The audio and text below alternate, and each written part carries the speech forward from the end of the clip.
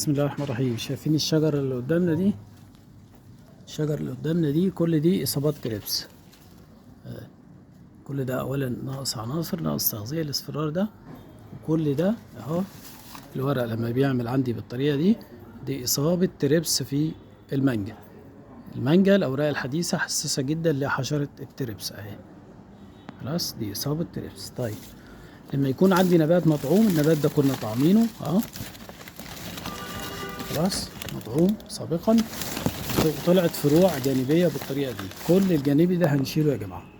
طالما انا طعمت نبات كل الحاجات دي تتشال، والا هتاخد الغذاء من الفروع اللي هي بنسميها الطعمة يعني. خلاص يعني كل ده هنيجي اهو هنقصه، طهر المقص بتاعه كويس اهو.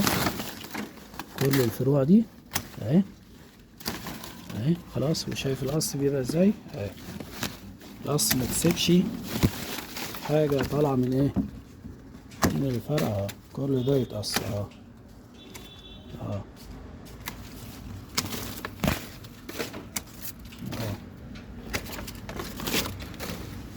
اهو. ادي التطعيم اهو، دي الطعمة، ادي الطعمة خلاص اهي طالعة مفرعة. دي طعمة ماتت، وادي حتى ده برضه هيتشال اهو اهو اهو كده. ادي الطعمة بتاعتي اهي اللي انا طعمها. يعني اي حاجة اسفل منطقة التطعيم لازم نشيلها، ما نسيبهاش يا جماعة. وهنا برضه القصة اهي، نفس القصة اهي، نضفناها اهي.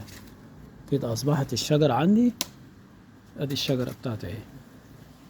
لما بنطعم بنجذر الشجرة، واحيانا بنسيب قائد جرار يعني عشان يمشي العصارة، واحيانا ما بنسيبش حسب حالة كل شجرة اهو. الشق اللي اتعمل ادي كانت طعمة 2، ودي اللي نجحت اهي وفرعت ما شاء الله وكبرت اهي خلاص.